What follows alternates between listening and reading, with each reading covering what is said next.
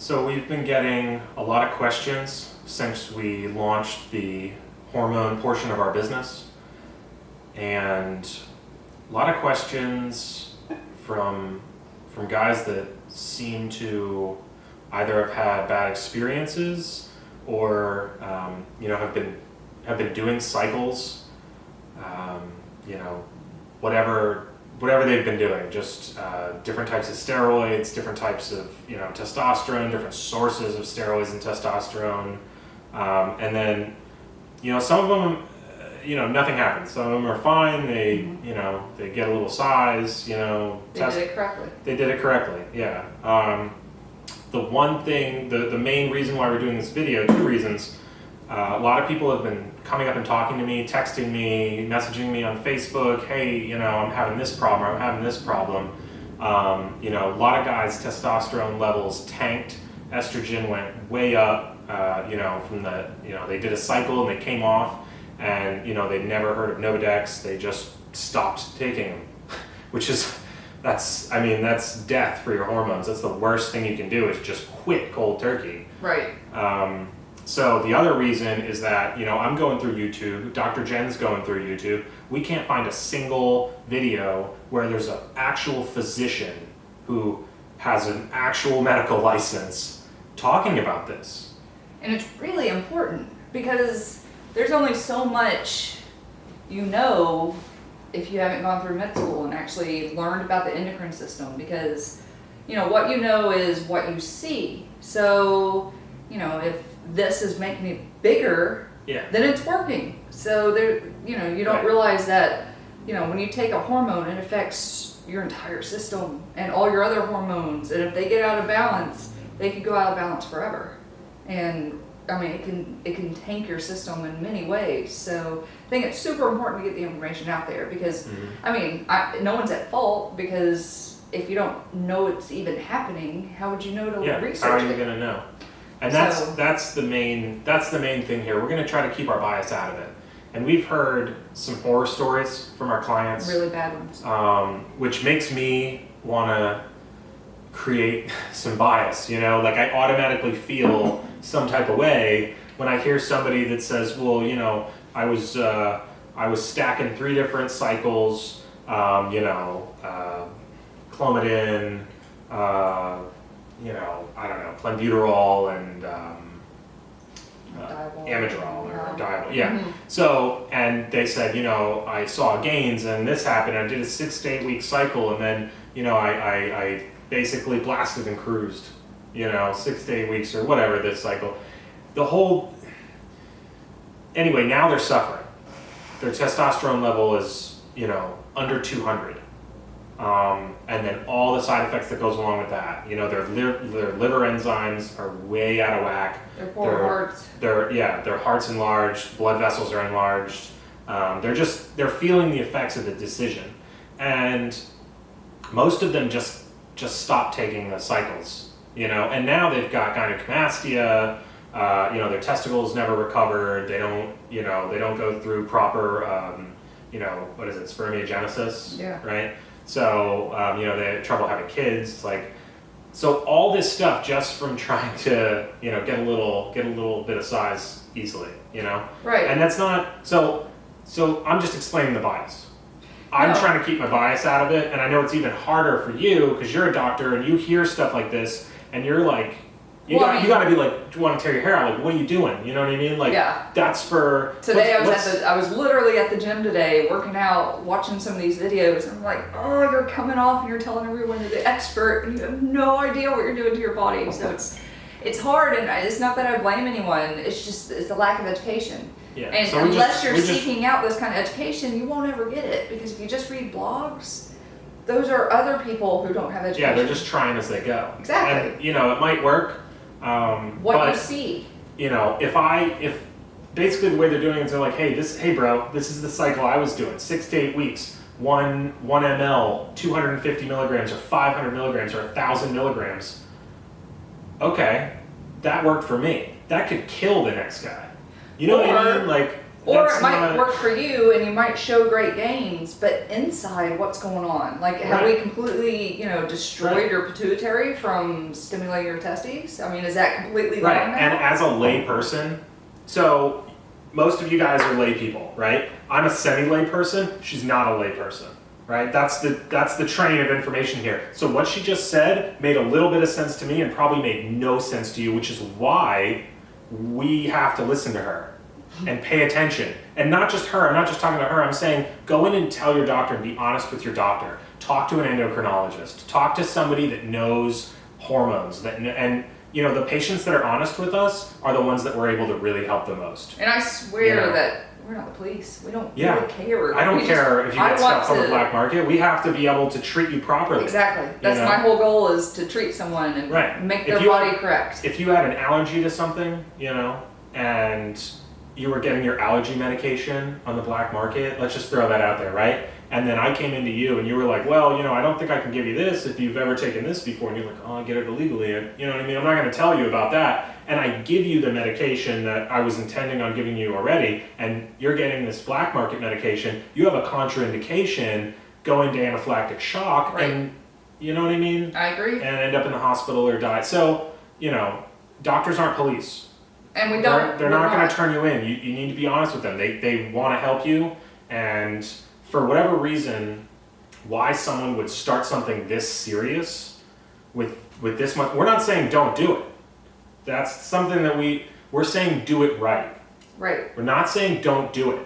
A lot of this stuff isn't intended. It's just they use it for things that aren't. It's not its intended use. Like Anadrol is a Pfizer drug, and then it goes by many other names, and that's used for anemia, I think. Right? Yeah, it's inherited anemia. But it's not actually used for that. No doctor would prescribe that for anemia because there's so much better medications out there, but they're producing it obviously for black market sale. They know where it's gonna end up, and they produce it anyway. I'm neither agreeing nor disagreeing. Yeah, so, I can say the stuff she's not allowed to say because I don't have a medical license, I just observe and report, and, and we're going to get a lot of heat for this video. I can already tell you right now, we're going to get a lot of heat for this video. There's going to be a lot of guys who, do steroids, sell steroids, help other guys, start cycles and this and that. And I've heard good information and I've heard horrible information. I've heard start small, 100 milligrams in 1 ml for the first cycle, and then you move up from there and you up your tolerance. Okay, I've heard some level-headed stuff from people that have no background in medicine. And then I've heard stuff that's unbelievable. Just kickstart it with 1,000 milligrams, do that for 6 to 8 weeks, and then stop. Bridge. Stop completely. I think. Are you crazy? My biggest thing. Understand? My biggest thing is I'm watching these videos and there's these guys on there giving these videos and they're huge. I mean, obviously they're working their butts off to get that big, and they're doing something to get that big. Yeah, they're putting the work in. And people see that as proof of they are doing things exactly right. And yes, they did everything exactly right to grow their muscles to that size. Right. The problem is, what are they doing inside? Mm-hmm. I mean, if they're ruining the rest of their lives, is it worth that few years of huge muscles? Because, right. I mean, if they die in a year, does it matter? Or if they can't have kids when they want to have kids. Most of the bodybuilders, I don't want to say most, but a lot of them. Quite a few bodybuilders from the 80s and 90s aren't around anymore because they enlarged their hearts. Right, it's just, I see these videos and I know better. I know better than to believe them because I know the science. But I see him, I'm like, wow, that dude's huge. He's giant. Right. Whatever he's doing worked really well for his muscles. But a hormone touches every part of your body. It's not just your muscles. So if you mess with a hormone without even knowing you're messing with it, you're touching everything in your body, and that's bad. Because if that's out of whack, everything goes out of whack. And then you got major issues at that point. Right. So, yeah. I mean, it's I'm very passionate about talking about this. Yeah. To get the knowledge out there, because people don't know. We're going to go into some stuff specifically. and hopefully we'll answer some questions. We'll piss some people off and help some other people. And that's fine. Even we're people just here we to make put mad, I hope they get something educational out of it. Yeah, absolutely. That's all we're here for. We're not here to like point and judge or Yeah. whatever. I'm just here to like get the information out there. Right, because there's no doctors putting the information out. And there's not even there's not even endocrinologists really putting the information out. There's ones that specialize in metabolism and metabolic function, and they're doing research. They're just, when you go to medical school, this isn't touched on. No. This is maybe if you specialize in something in this field, they're going to touch on it a little bit, but they're not touching on any of these drugs. They're not touching on Winstrol or Anavar or clenbuterol. That's not in a medical textbook. No. So there's no research. You're not going to find this on Google Scholar or in the Harvard Press. Like, it's not in a medical journal. No. So that means that they just haven't done, you're the test subject. And that's scary. That's scary. Especially when you're talking about like, you might have got yours from Korea and he got his from Japan. And Czech Republic and no idea what the standards are there. There's no quality, control. Like, I know mine, I personally know, like, this is mine right here, right? And I brought this just to show everybody. So, just a little example, right? I went to have my testosterone. We're going to get into this in a minute. We're going to get into, TRT, testosterone replacement therapy, HRT, hormone replacement therapy, basically the same thing. We're going to take a quick break before we get into that. We're going to do a little break. But we're going to talk about, we're going to talk about the correct way to do that, right? How we would do it. If you came into our office, and we specialize in this, we do this all day. Mm-hmm. So if you came into our office and said, I feel sluggish, depressed. Yeah, I'm depressed. You wouldn't believe how many guys' depression gets fixed by, a little bit of testosterone. Oh yeah. So we're going to show you the proper way to do that. Who's a candidate for it? What your numbers should look like? The labs. I mean, if you're not willing to go, get your labs done, get a hormone panel, we can't do anything for you. Right. We can't even talk to you. So basically, it's not a one size fits all by any means. Exactly. My dose. This is my dose, and it's measured on my age, my size, and every factor that basically was shown to us when I did my full labs. Yep. And when I look at my labs, I know what some of this stuff is. I get it. My estrogen's high, and that's the aromatase, and it's messing with that's why I can't burn the fat off, and my testosterone was like 900, which is more like a 60-year-old. So I understand she really gets it. So what you're paying for is her to do the math and figure out what your dose is. And, it's not just like, boom, slam 500 and I'm going. Right. No, I'm starting 0.25 mLs, 0.5 mLs, 0.75 mLs, over a 210 milligram per ml anyway. So mine, this is my HCG, right? This is my testosterone, it's a 5 ml. There's 210 milligrams for every 5 ml. Mm-hmm. The HCG, I think, is a 600 IU. And the anastrozole is an aromatase inhibitor, and I take half of 1 milligram, I think. Yep. So the point is that I personally know the guy that makes this. He has a pharmacy. It's a licensed pharmacy. It's local. It's here. There's one in every town. And it's super important because it's sterile. Yeah, it's a sterile, static-free lab. And it has to be that way. It has to be that way. HCG. Yeah, I don't know where these people are legally, you them. have to have that to make Scary. HCG. So I know that if there's a problem with my quality, I have someone I hold accountable. I can literally walk in the door. What is going on? Right. What is going on? Why is this cloudy? What's going on? How do you control the quality of something that came from a PO box that moves every 3 months in the Czech Republic? Right. And I don't know and they have great standards. I don't know. Yeah, I don't personally. If I don't know, if I'm not allowed to you don't walk into the know, lab, which means you probably don't know. Right.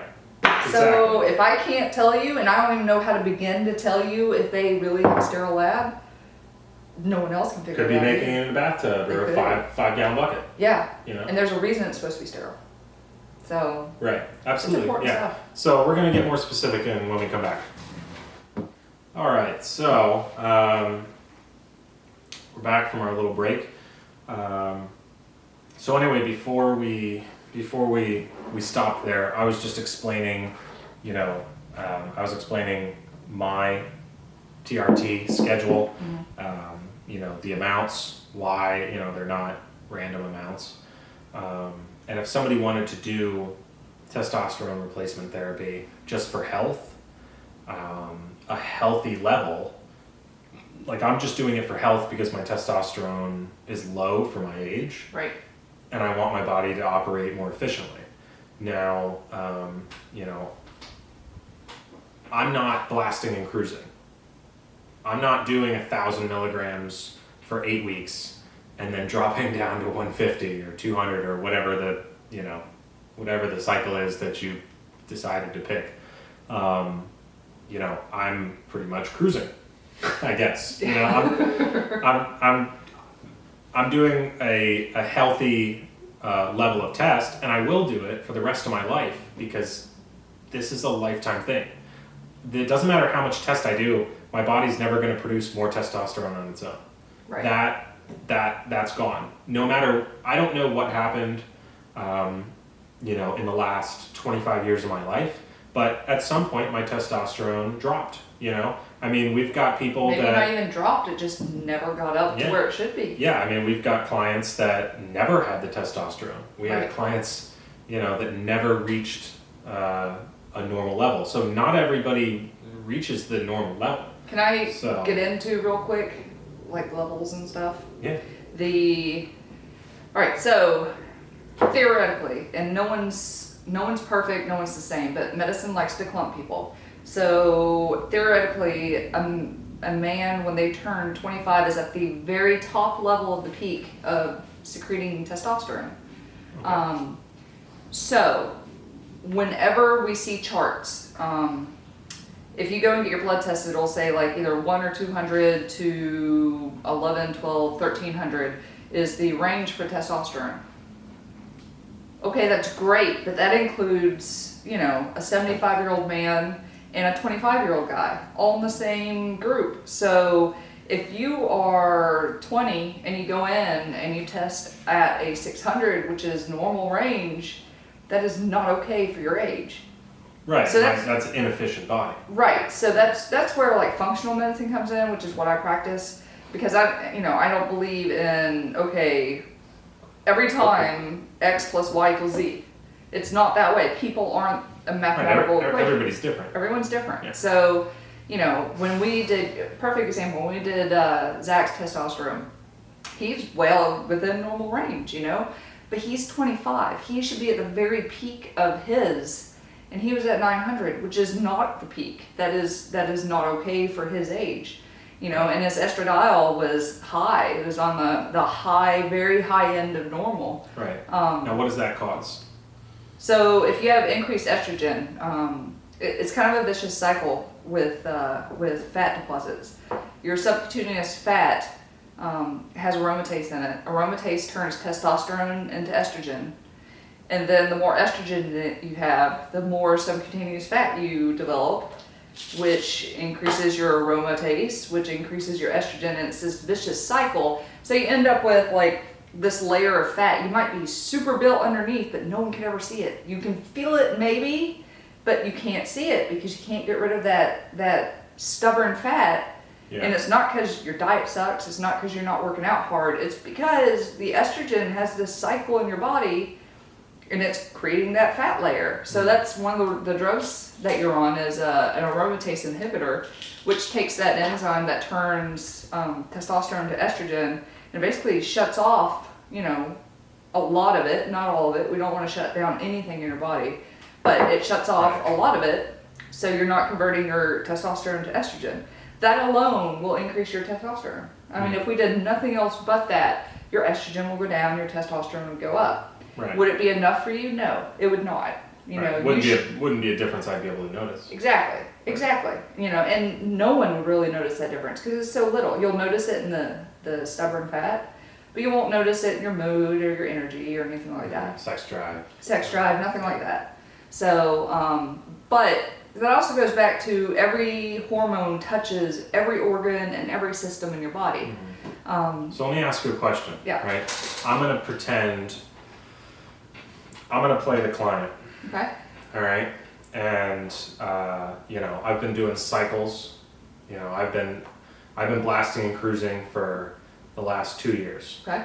Right, and the reason I came to seek the professional's help was,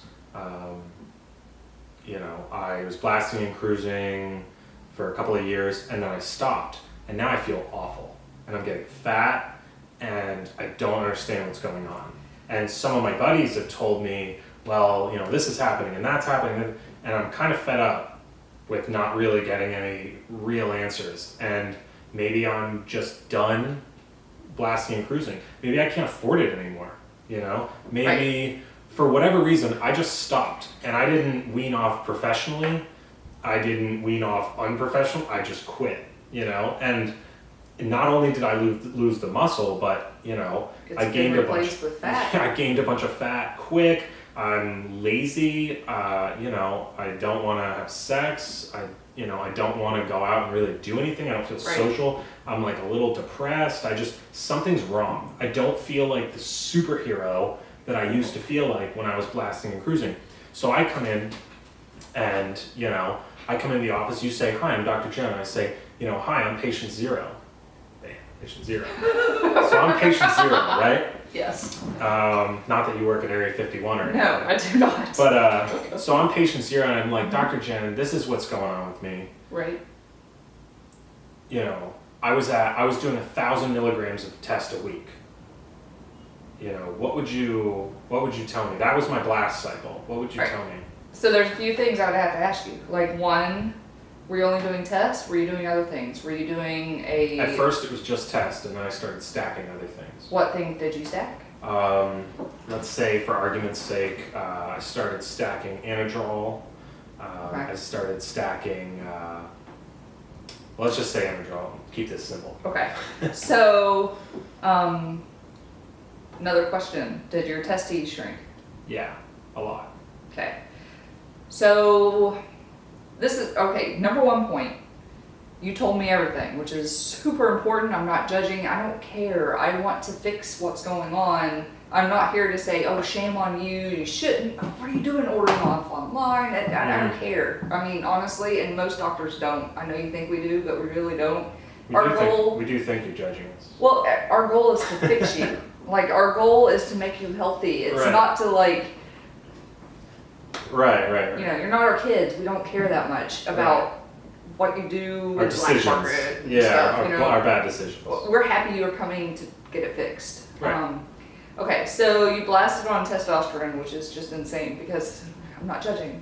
But no judgment. I'm not judging. So what effects does 1,000 milligrams? Say I'm doing 1,000 milligrams a week for, you know, I don't know, 6 weeks, 8 weeks, 12 weeks. What effect does that have on my body? Now I know what it does to my muscles. Right. I know what it does to my, you know, body fat percentage and my saturation, you know, and then I'm taking diuretics for water, and you guys know what I'm talking about. All right. So what does that do to the body medically? All right. And like I said, hormones touch every part of your body, so I'm not going to go into everything. I'm going to go into the most important things. Testosterone, you're hitting it at a level that's not physiologic. In other words, your body, unless you have a tumor, will never create that much testosterone. Wow. So what happens is, you know, your muscles are getting huge. I know mine are huge and stuff, but yours were even bigger, and you know, you're all juiced up, and you know, you're looking good. Well, you know what? You know what the number one muscle in your body is? It's your heart. Okay. So your heart's getting bigger and bigger. Okay, so hearts, they can't multiply cells, so the cells just get bigger. Right. What happens, since it can't multiply cells, is the cells are stretched, and you get a hypertrophic heart, a heart that's too big. What happens is, if your fibers are like this and they're not touching like they should, the electrical current can't run through it like it's supposed to. Right. It's not going to be efficient at pumping because there's so much mass it's trying to pump, but it can't. So we're talking about all sorts of heart issues. So there's just like the systolic rhythm's all off, and all the rhythms are off. We can have, like, you know, heart attacks, arrhythmias, just a slew of things, and that's just one organ. Not to mention, you're doing all this testosterone. So normally what happens is... So what will my testosterone, if I'm doing 1,000 milligrams a week, What's an example? Where's my testosterone level when I'm on a blast cycle? It's easily 3, 4, maybe 5,000. Really? So it's. And so here's my question as a layperson, right? I'm patient zero. I know nothing about this. I just get this stuff online and do it because my buddies do it and they see good results, right? And I'm seeing good results. Besides the shrinking testicles and moodiness and road rage and crying into Sarah McLachlan puppy commercials and okay. So besides all that, right? You know, my vanity's up. Right. You know, I like what I see in the mirror. So what if my testosterone's 5,000? Why is that bad? Well, sometimes it's hard to see. Like you said, physiologically, there's no way proportionate, basically. Yes. So why is that bad? Why should I care? Well, like I just said, like you're destroying every other part of your body. Yeah, you look great on the outside, but if you die tomorrow, does it matter? Yeah, is it worth it? And I know, like, it's kind of like diabetes and hypertension and all these things where you don't really feel the negative effects, so why not just roll with it? Because people who don't take care of diabetes die. People who have high blood pressure and don't take care of it have strokes and are debilitated. Right. So, I mean, you know, you can't look so short term because literally, I mean, you can really mess yourself up. Plus, the other thing is, so in our body physiologically, we have a gland up in our brain called a pituitary gland. It releases multiple hormones, follicle stimulating hormone, luteinizing hormone, all these hormones. Luteinizing hormone, or LH, follicle stimulating hormone, FSH. LH goes down and it tells your testes, look, let's make testosterone. That's part of spermagenesis, which is how you make sperm, and that whole process. So your pituitary is controlling all that. Okay. If you're doing exogenous testosterone without anything else, you have told your pituitary to stop working. We don't need any more LH. We're done. We have plenty of testosterone. We don't need any LH right now. It's called a negative feedback. Because I'm putting it in my leg. Right. You have all this testosterone. Right. Testosterone goes back to the pituitary and says, "Whoa, we're good." You know, it's called a negative feedback loop. And so LH stops being produced. Right. Your testes have nothing stimulating them, so they shrink because of atrophy. They have to be stimulated, just like a muscle has to be worked out to, you know, right. That's why you see stroke victims where one side is real small and right, because it's not. There's no innervation. There's it's not being used. Well, your testes will do that, and there's a point of no return. Like if your testes keep shrinking and aren't being used, there's a point where they die. Right. You know. And this is the part that we don't want to be. You know, like I said in the beginning. We're doing our best to keep our bias out of this, you know, and please post questions, comments. I'm not going to censor anything, you know, I mean, you know, we'll answer it as best we can. But this is the really important part because short term, all right, we're not going to be able to argue with somebody that wants to do it, you know, I mean, if somebody does heroin, you're not going to talk them out of it. Right. I mean, it's, you know, they like how it feels in the moment. If you tell them it's killing them, they're probably not going to stop. I agree. But this isn't really right. This isn't really for that person. This is for the people that are just starting.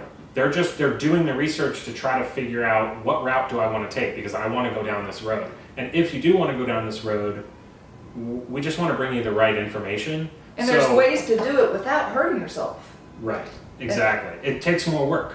It does. And if you're stacking steroids and on testosterone, you're blasting and cruising and you're not seeing the results, it probably has something to do with training and diet. And I'm not bashing anybody. I'm just saying that it's not, when I was younger, before I knew anything about this, I thought if you do steroids, I do 50 push-ups a day and I'm going to be Hulk Hogan. Right. That is not how this works at all. I had no idea though, you know. So for the person that's, you know, just doing the research and, you know, just trying to kind of figure out, all right, what path do I want to take? How do I achieve the goal as safely as possible? Right. You know, that's the person we're talking to now, not the, 40-year-old guy that wants to feel like he's 18 again. You know, we're going to cover that in a minute, but right. this is for the cyclers. Right. This is for the people that so I'm patient 0 again, and I've come in and you've told me, all right, my heart's enlarged, and I've got these enlarged blood vessels, and my blood pressure is really bad, and so I've got all this. My inside organs are literally shutting down. Right. My heart is struggling to make the electrical connections that it needs to make. So my next question is, what do I do, Doc? Where am I supposed to go now? Because now I just want to be healthy. Now I'm a little scared. Honestly. I want my longevity back. Okay. Number one is... Because I don't like the word permanent. And and what you're telling me is that I've permanently ruined my ability to produce testosterone. And that scares me. And it should. And I want your help. So number one would be, we got to get your labs. We Okay. got to see, I can't tell you anything without seeing your labs. Okay. For all I know, you have a tumor. I can't even say anything. Right, which that'll spike your testosterone, but don't worry about that. Yeah, so that's what I'm saying. A lot of hypotheticals here. Without labs, I can't tell you anything. Right, okay, so I go get my labs. Yes. Right, I have insurance, you gave me a requisition form, prescription, I went over to Quest. So, these are the labs that you want. I'm gonna pause for just a second, and you guys can read. This would be a general... complicated, normal... Yeah, this is a normal hormone panel. Yeah. This is an example of what we would give you. This is what we want to test for. Right. Now, if you're overweight, you're getting triglycerides, you're getting a whole bunch of other tests as well on top of this. But this is a normal guy, relatively healthy. This is what we're going to start. This is our first test. Right. So, just wanted to give everybody a minute to look at it there on the screen. So anyway, so I just brought you my labs. Okay. All right, so I wouldn't do this, if this was patient 0 or whatever, but, if you're taking exogenous testosterone, there's a lot of wrong thought ideas, and it's just from lack of education. It's no one's fault but lack of education. People read, and all they know is how their body responds, and they don't know what's going on inside their body. If you're taking exogenous testosterone, a lot of people say, oh, you don't need to take HCG while you're on your test cycle. You do that on your off cycles because HCG makes you naturally produce testosterone. So if you're already taking it exogenously, why would you do something that makes you make it yourself? You do that on your off cycle. That makes sense. Makes sense, but it's wrong. Okay. Because if you are on exogenous testosterone, your pituitary is no longer doing LH. Because testosterone is telling the pituitary, look, we're good. We have enough testosterone, we don't need it right now. Okay. Your testes are atrophying. HCG, when you take that, it stimulates your testes to make testosterone. Okay. So there's a way to do it in your cycle. So basically I need to keep that stimulation going so I don't get to the point where there's no return. And the point of it isn't to increase your testosterone through HCG. The point of it is to make it so your testes don't quit permanently, forever. Yeah. So that's if I ever want to get off of this, that's saving me. Exactly. For future, this is planning for the future of, well, maybe I'm not going to be blasting and cruising forever. Right. So this is going to save my natural production of testosterone and sperm and I've talked to a lot of guys that it bothers them when their testes shrink. It starts, it's not all guys, but I have talked to several guys who are like, it bothers me, what can I do? Well, it's because you either need to increase your dose of HCG or you need to get on HCG. Yeah, and I've heard a lot of different video blogs where they're like, only do HCG when you cycle off, because that's your way of getting your natural testosterone going. Right. And there's a whole other set of medication for cycling off. Yeah. HCG isn't even. It's not even. It's like the bottom of the list. That's a standard if you're messing. If you're doing tests, you do HCG. That's just what you do. And you also do a aromatase inhibitor, or else the extra test gets turned into estrogen. Right. And this isn't even only us. I mean, we go to symposiums. We've talked to a lot of other physicians, endocrinologists, people that specifically specialize in this. And this is just bare grants. Yeah, that have grants to do research in this. A4M, anti-aging conference. I mean, we're members of all those societies for this reason. Yeah. So this isn't this isn't just her. Speculating. This is a wide group of professionals in the community, and they all say that same thing. Right. There's that's a discipline now. And it may not, it may not be in the general medical textbook, but once you get into the endocrinology specialty, that's a staple. They go hand in hand. There's no reason not to. So, very important. You just heard it from a medical doctor. That's it. That's the best that we can do. That's the best way we can bring the information. Going back to patient zero. Yes. So you come in and, your labs come back, and I'm guessing at what they would be since you were completely honest with me about what you did. Right. Like your blasting, cruising, all that stuff. Right. So I can pretty much guess how hard you're going to tank. Right. Your natural levels will probably be like 1 to 300, which for a 25-year-old, for a 30-year-old, for a 60-year-old sucks. Right. Really bad numbers. You're going to feel tired. You're going to feel kind of miserable. You're going to be grumpy. It's just not going to be a nice, pleasant thing at all. You're going to want to sleep all the time, be depressed. So the other thing is, since you didn't cycle off correctly, all that extra testosterone that was going around in your system turned into estrogen. And so now you're overloaded with estrogen and your testosterone tanked. So you're kind of like a PMSing woman at that point. Right. I'm not trying to be mean. I'm just saying, it's the same hormones, and that's just what happens. And so, but you're there permanently unless you get medical help. Right. Which I as a woman, that would be terrible. Yeah. It would just be terrible to be in that situation and not know there's an answer. And there is an answer. Right. There is a fix. And sadly that is, so the older gentlemen, they come to us and they've never messed with any of this, Right. And they say, hey, I feel like this, how do I feel better? And we're like, okay, this is the system, and it's not one size fits all. We're going to custom tailor, depending on your labs, we're going to custom tailor a program for you. Right. And it's a maintenance program for the rest of your life, but it's going to keep you young. Right. That's really what it keeps you young. And your body's going to work efficiently as long as you want it to. The other thing is, go ahead, sorry. No, it's all right.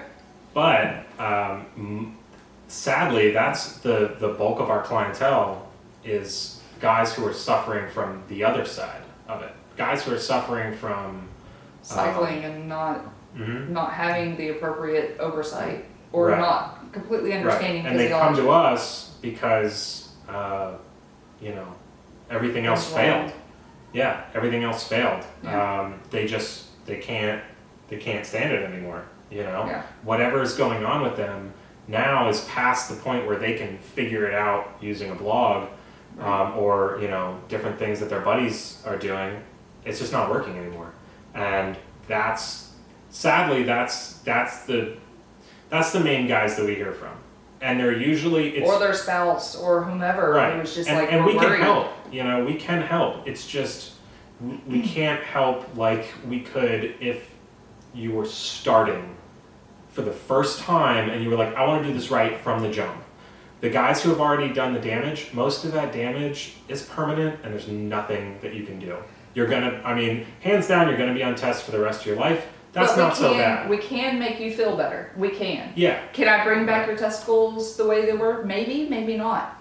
I don't know. It just all depends how you react. Depends how you react, and it's not a lost cause by any means, but you need a medical person to kind of take over your care and figure out how to get you back. The other thing I wanted to say is I was looking at some of the prices online for this stuff that people are cycling on. It's insane. Outrageous. It's insane. Yeah. Like 50, 60. 1 week is more than your entire setup. Yeah, for a month. So my setup for a month, right? What I saw testosterone, I saw anadrol, I saw trembolone, I saw genotropin, and anyway, forget all that. We'll go into that later. Genotropin's coming up though after the break. We're gonna go into HGH. Mm-hmm. So my entire setup, my anastrozole, Which was my insanely cheap. aromatase inhibitor, I think was $9, and that's 2 months worth. there is like 2 months supply in here, right? I don't have insurance, by the way. I did not use insurance for any of this. So my testosterone cypionate is 210 milligram per milliliter, and it's 5 milliliters, right? That's a month's supply. Yeah, roundabout. Right, round about a month's supply. This was $25, and I know exactly where it's coming from. This is trusted good. I know that it's coming from a sterile lab. I trust them because I physically go pick it up. It doesn't come from Czech Republic. It comes from Palm Beach, Florida. I'm in Palm Beach, Florida, and it's a company that has a business license. And we talk to the pharmacist It's a every real, time we go in. yeah. I talk to the pharmacist every time I go in. It's a real pharmacist, a compounding pharmacist. You know, the other thing I saw, HGH was like 11. HCG. My HCG was like $11 for a month. Yeah. So my whole setup is less than 1 week. 1 week of one thing. Yeah. If you get it black market style, you know. Insane. And the other thing I noticed is that they give you one syringe. Please do One not use one syringe syringe. and one needle. That's for your insane. entire thing. If you're going to continue to do it online, fine. You know, that's totally cool. We're not trying to influence your decision. But what I will tell you is these 1 ml, these are called lure slip. Lure slip. Those aren't lure lure lock. slip. Lure lock are a little more expensive. These are like This is fine now. This is like 10 a cents each. Excel 1 ml disposable syringe. You know, and then the needle of your preference. You know, the actual needle. I use a 25, 1.5.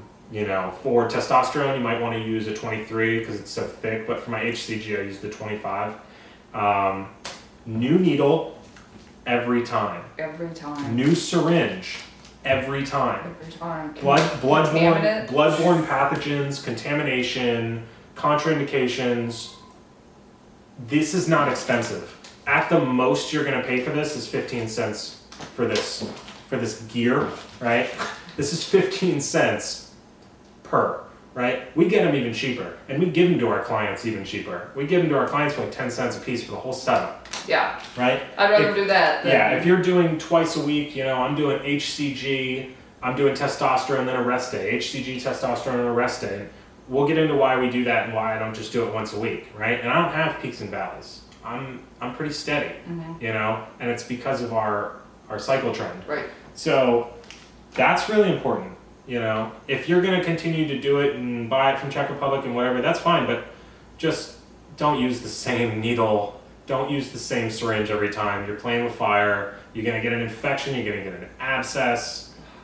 Honestly, if you're not wiping the top every single time with alcohol before you stick it, even with a brand new needle, you're asking for trouble because you're taking something sterile and putting it on something that's not sterile. I mean, I'm glad that we're making the videos so that we can go over some stuff that if you do this with a doctor and you do it the right way, we're going to show you how to do this the first time. We're going to go through the entire procedure. We're going to show you how to measure, you know, your bone to your muscle so that you're able to hit the intermuscular area correctly. You know, where to put it, how to switch it. So even if you're not sold on going to a physician, at least you can see some ways of doing it. You know, if you're dead set on doing black market style, I can't say one way or another. Right. But we can show you how to be safe. We can show you how to be as safe as you can. Keep it aseptic. With what you have. Yeah. Keep it aseptic. Create your own marginally sterile field. You know what I mean? Yeah. Somewhat aseptic. You know. At least you can cut down on that. Yeah, you can minimize your chance of an infection because a lot of people, before I got into this business, I didn't know. Hey, what's up, everybody? All right, so we had to take a little break, go see a client. I'm wearing something different. She's wearing something different, which you probably didn't notice that, but. Maybe they're extra perceptive and they did, I don't know. So anyway, we were about to go into somatotropin and SARMs and a couple other things. Yeah, just going over kind of the cycle stuff. Okay. Not a lot of information out there about the science behind it, I guess I'm trying to say. It's more people who are using it and the results they see. Okay. Which I am not even going to begin to say yes, no, right, wrong, whatever.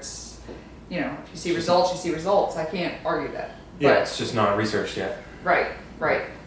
Not officially. Right. Not officially. So somatotropin, everybody's heard of HGH, kind of a big one. And so the synthetic version of that is somatotropin. Synthetic, as in not derived from a human or bovine. Synthetic as in created by a pharmaceutical company. Right, but the natural HGH, where does it come from? I don't know. I Well, think it's natural? human. Yeah, the natural HGH would come from us. Right. Right, We so we secrete it ourselves. secrete it, The right. anterior pituitary secretes it Right. So Right. you're saying just made in a lab?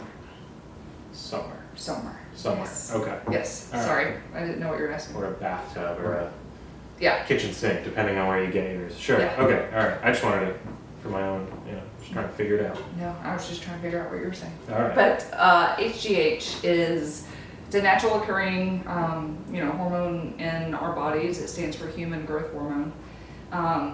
When we're young, we secrete more HGH because we're still growing. You know, we have these plates on our long bones, and HGH stimulates us to keep growing. And then as we reach our adult age, our HGH kind of falls off. Okay.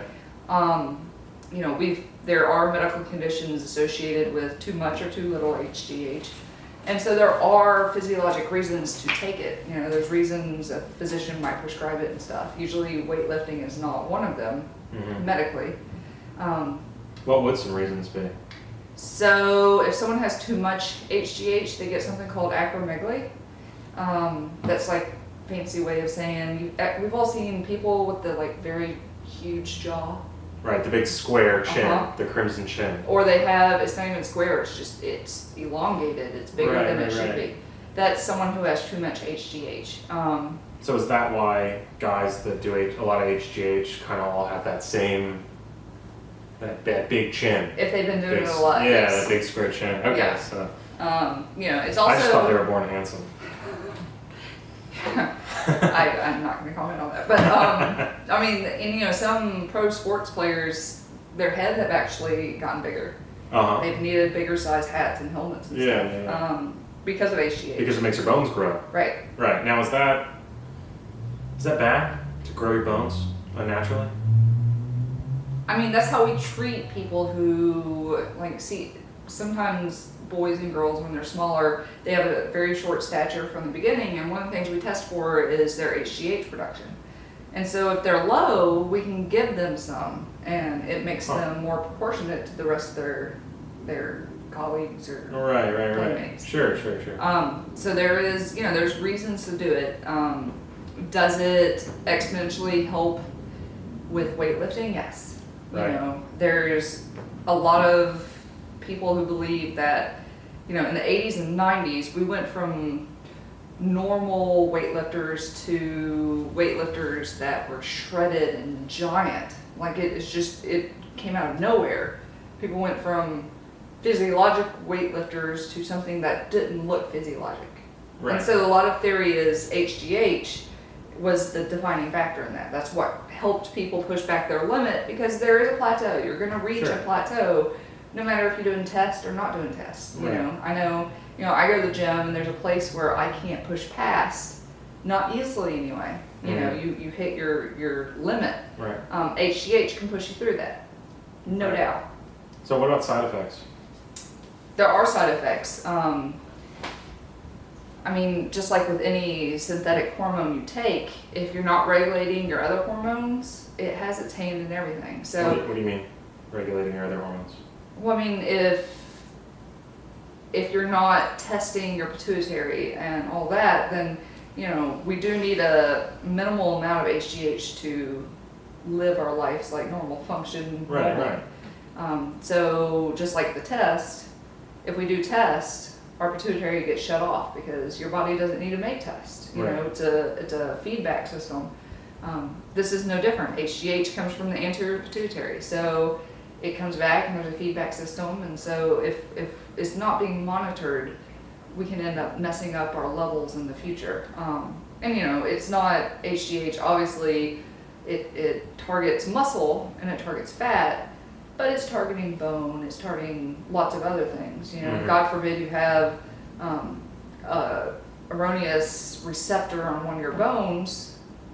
You know, we're talking about cancer at that point, or I can't give you all the different. So even if it grows good stuff, but if there's something bad, it's going to grow that too, Right, basically. right. Okay. And I mean, there's a lot of different scenarios. That was just one Of thing. thousands. Right. Right. Okay. So, all right. So that gives, that's a pro and con. There is, and there's been a lot of people who do HCG and HGH for weight loss. And that's kind of a fad thing that came and went, and Mhm. I'm not sure where it is now, but I don't hear about it quite as much now. But, to be completely honest, in the medical community, there is not a substantial amount of research backing one way or the other. Right. So, without huge research to back it up, I can't tell you what the effects are going to be. Right. And to me, that's scarier than not knowing. It kind of goes to vaping too. We don't know what the side effects are. Or we don't know what 20 years later is going to look like. Exactly. Right. Exactly. That's another story for another time. Yes. Okay, so next let's get into, let's just do a little brief overview of SARMs. Okay. As far as medicine is concerned. It is a very unknown field. Very, very unknown. To most doctors? I would say all but ones that are invested in cycling in some way, owning a gym or whatnot. Right. Or doing some type of Cycle male themselves. performance clinic or cycle themselves. Right. Okay. It took me quite a bit of research to understand what's going on and stuff, because these are not, it's not common medications we see at all. And so that being said, as soon as we see it, I know my personality is much like a lot of doctors. I want to know more. I can't counsel a patient appropriately if I don't understand where they're coming from and the whole background of it. You mean where the medication's coming from? Right, and The source of it, right, or the source of them, because there's seems to be an unlimited amount of varied sources online. Right. It seems a little expensive, but almost too easy to get. You know what I mean? And I'm kind of weary of that. As far as if it's something, if it's a pill I'm going to be swallowing or a serum or something I'm going to be injecting, it's I don't know. I want to know it comes from somewhere, sterile, I agree. reputable. We get offers all the time from people we can get your Botox for a quarter of the price, and we're just like, yeah, that's scary because I don't know where your Botox comes from, and this is being injected and so on. Usually it's expired. A lot of the cosmetic, what she's saying is we get approached by companies that they buy up a bunch of expired cosmetics, Botox, Juvederm, Belotero, Xeomin, whatever, and they buy up all the expired stuff that legally is not allowed to be sold here because it's expired. There's a reason. It has a shelf life for a reason. It has a quality standard it has to adhere to. And you're not allowed, the company, whether it's Allergan or Mertz or whoever, isn't allowed to sell it here anymore. So they can still sell it in countries like, Estonia or, Somalia, places that don't have oversight, and then they just put it online, sell it back to the US, as a private thing. But, for example, if we got caught, if we decided, all right, we're gonna save money and we're gonna buy some Botox from overseas, right? Which is assumedly either something's wrong with it or it's expired. We would get in a lot of trouble. Right. The FDA would come down on anyone very, very hard if we, for doing that because even you're if we bought betraying it class from trust. Right, and the United States gets charged probably more than any other country. I'm just gonna put that out there for our cosmetic stuff, which is crazy because it's made here. But anyway. Yeah. So if we go through Canada, which their standards are very similar to ours, if we go through Canada and buy theirs, which is cheaper than ours for some reason, that we're in trouble. Yeah, we still get in trouble. We're in trouble. That's against FDA standards. Yeah, so and now we're getting into a tax. We're talking about taxes. So we're not gonna do it. Yeah, let's forget about that. But what we're saying is that, there's you have to be able to be 100% certain about the quality of the product. And just because somebody has a disclaimer or money back guarantee, that doesn't convince me. I'm not convinced. I can make a website on Wix and slap it with, you know, I can pay the, you know, a few $100s to get in the Better Business Bureau and slap it full of, you know, guarantees and all that. I'm not convinced until I see the lab. No. You know? Or I'm not convinced unless if the company's been around for a long time and they have a good track record and they've had the same office for a long time, then okay, sure, you know.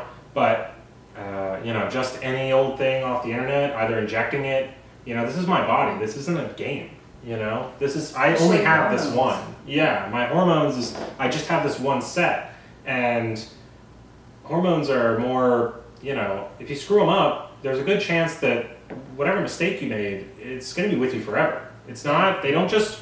That's the common misconception. They don't just balance themselves back out. There are regulating bodies within our body that do that, but not that. Not our hormones don't. To a point. They regulate themselves out to the point of your body can dysregulate itself. Right. So if I'm doing something exogenous outside my body to change the levels, my body doesn't know what's going on. I can't say, okay, pituitary, you know, I've done this to you, so now we need to kick it back up. And I've heard several different blogs and videos and stuff that says, you know, and I've preached this I'm sure before, but you know, when you're off, be off completely. Cold turkey, off.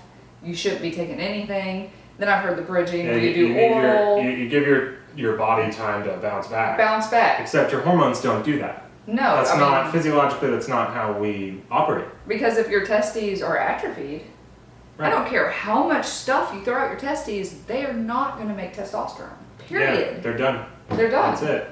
And I think a lot of it is also people are going to listen to somebody saying something positive, just because who wants to admit that they can't make testosterone anymore? Who wants to admit that they ruined their testicles? Because that's the truth, you know? So, you know, I mean, that's another difficult point. Like if that had happened to me, it would take a while for me to own up to that. You know what I mean? Right. That's a hard pill. Yep. That's a hard pill to swallow. I'm going to watch the video of the guy that's going to tell me everything's going to be all right because that's what I want to hear. Yeah. You know what I mean? That's what I want to hear. Like, I don't want to hear that I've done irreparable permanent damage. And don't get us wrong, if this is you, if you fit in this basket, there are many people just like you. And there is help for you, but it's a lifetime. It's not, I'm going to give you a pill and then in 2 months, you're going to bounce back. It doesn't work like that. It's not that. But there is help. You just have to be honest and reach out. That's what it comes down to. But, okay, SARMs. Yeah. Completely on a subject there that had nothing to do with it. But so that's selective androgen receptor modulators. Big fancy way of saying that it is not an androgen, but it stimulates the same receptors as androgen. So and pseudo androgen. Right. Essentially. And so there's a lot of theory going out there that since I'm not actually taking the androgen, way safer, you know. But it does the exact same thing as the androgen. So if you're taking something that is that attaches to the same receptor and stimulates it as testosterone, you're doing the exact same thing that testosterone would do in your body. I mean, there's no difference because your body can't tell a difference. Okay. You know, it modulates that receptor for that hormone. So there's not a whole lot of it's safer to it. You know, people need to realize that you might as well plan on doing the tapering, doing all the stuff that comes with taking the actual androgen. Because your body can't tell the difference. Your body can't tell the difference. Right. I mean, it's it's a really not as safer. Right. So you had made a comparison before, because that's, you know, when you get technical, a layperson they're not following you anymore. So you made a comparison before when we were, you know, discussing this and researching this, and you were talking about like relating this to NSAIDs or opiates and things like that. Right. So that's probably something that people can understand. All right, so here's a good example. And we live in South Florida, so there's rehabs everywhere, and so opiates and heroin and everything's very common down here. I know it's common in a lot of places, but we happen to have a lot of rehabs, so it's common lingo here. So for anyone that knows that kind of lingo, if someone's on heroin, everyone knows heroin's bad. You shouldn't take opiates. Heroin's a type of opiate, and so is oxy, roxy, all that kind of stuff. Hits your heroin or your opiate receptors, the mu receptor, and you're high. All right, so those are your narcotics, your opiate narcotics, and they're in this pile, and this pile is bad because narcotics are bad. You're addicted, it's bad.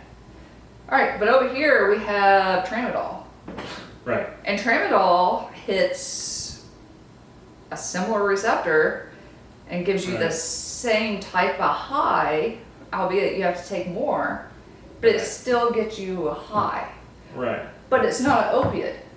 So, is tramadol better then? Well, no, because you're still getting high, you're still, activating the whole opioid system. Right, codependency, the dependent on the chemical dependency, the Exactly. emotional instability. Plus you have to take more of it. And so whatever system has to metabolize it, like your cytochrome P450 in your liver, wherever it gets metabolized, is working triple or quadruple the amount of time. So to process that much more volume of substance. Right.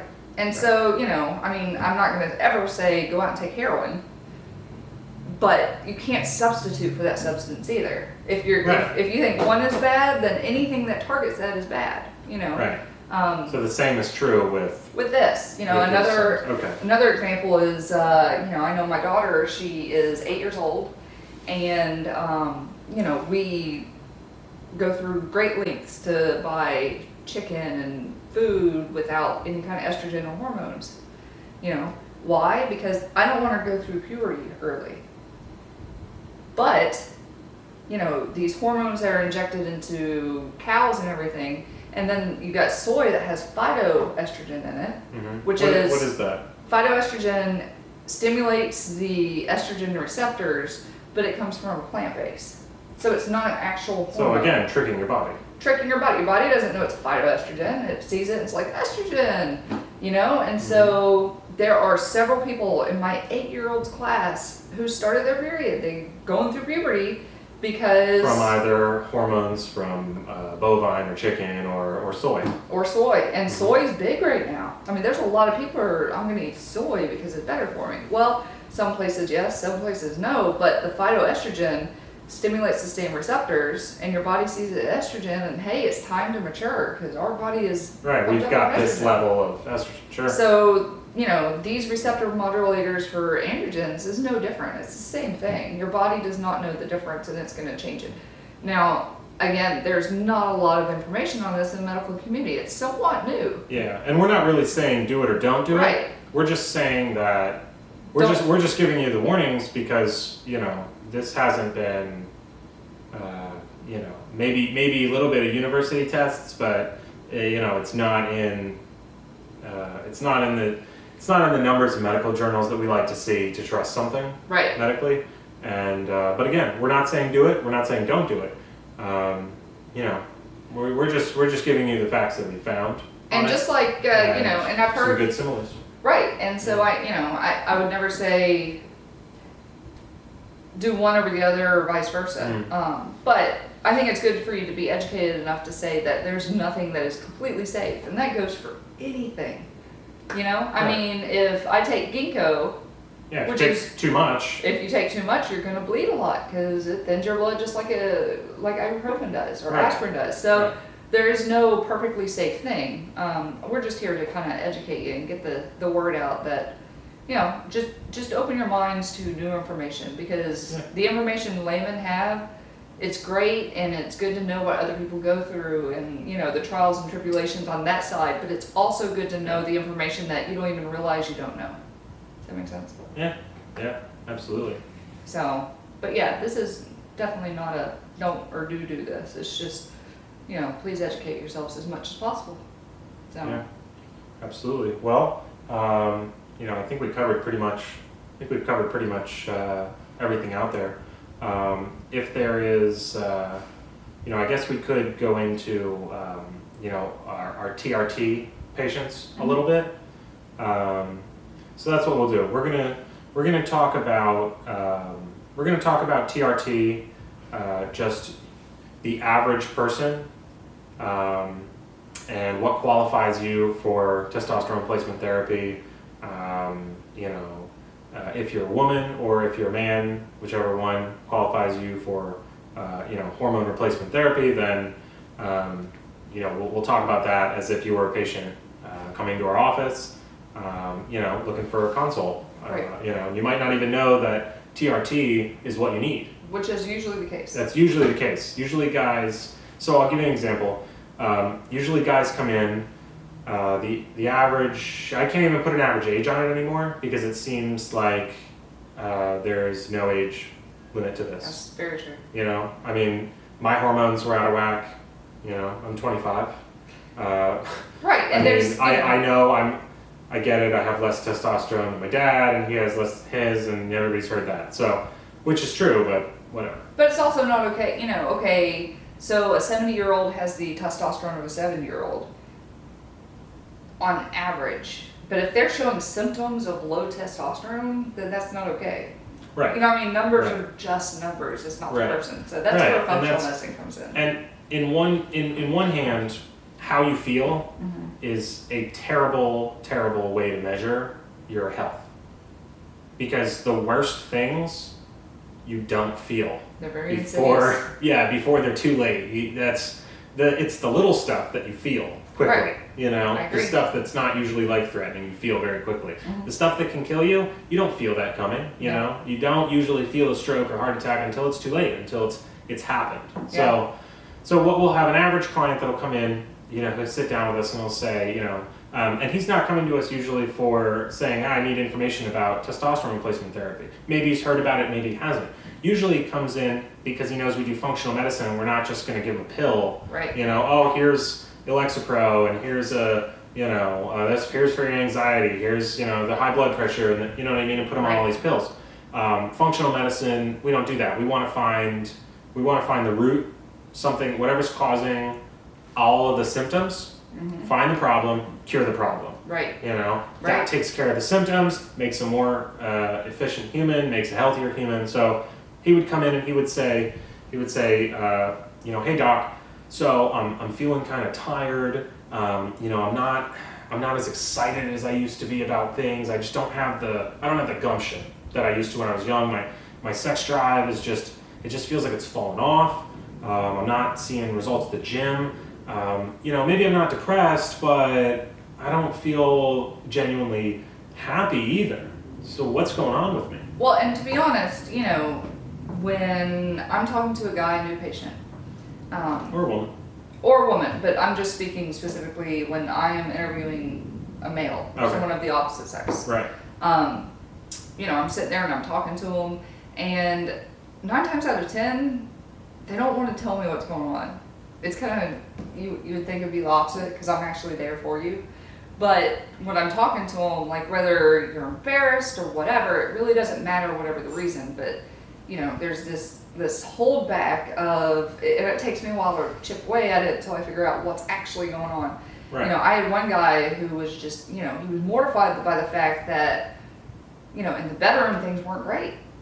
Right. But, I don't really want to bring that out immediately and see, what I'm saying? It's just, I guess what I'm trying to say is honesty and complete transparency is the best thing to do by far. There's no judgment. With your doctor. Yeah, there's no judgment. Like, really, honestly, there's no judgment whatsoever. We just want to help. We want to help, but if you just give us small little pieces, sometimes I can't put it together and figure it out. We can't see what the picture is, Right. We just have puzzle pieces. For all I know, if you're foggy-headed, maybe that's your normal. I don't know. Yeah.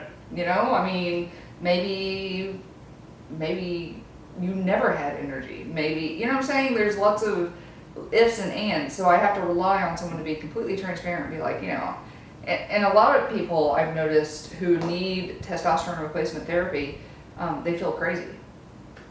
They Yeah. just, they don't know, they can't put their finger on anything that's wrong. Like, I'm very unhappy. Yeah. But I don't have a reason. Right. Job's so, going just well. Something's not right. Right. Something inside isn't right. And that's okay. Right. Like, that's important to know because, okay, yeah, you got a splinter and a piece of wood's causing that. And it's easy to say, look at the splinter. You see it? But when something's not right inside, sometimes we're like, oh, I don't want them to think I'm crazy. I don't want, I don't want them to put me on psych meds. Everything's prideful. And a lot of people are used to, you go to a conventional doctor and they're going to address your symptoms. I mean, that's how doctors are taught to, you know what I mean? That's how most doctors are taught, it's symptom care, at least in America, it's symptom care. We really don't have time for the other, but we're not going to Yeah, we're not going to get into, that's not the doctor's fault, that's insurance company's fault, so we don't take insurance, so don't bring your insurance card.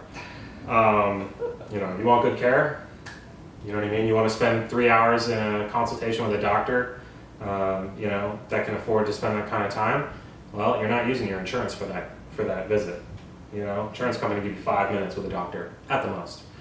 That's why most of the, hormone health clinics don't take insurance. Right. Because they wouldn't be able to give you the time. This is a long process. We need a lot of information from that patient. This isn't something that I can bang out in 5 minutes. We need a ton of information. If we took insurance, 5 minutes, I'm going to get reimbursed $23.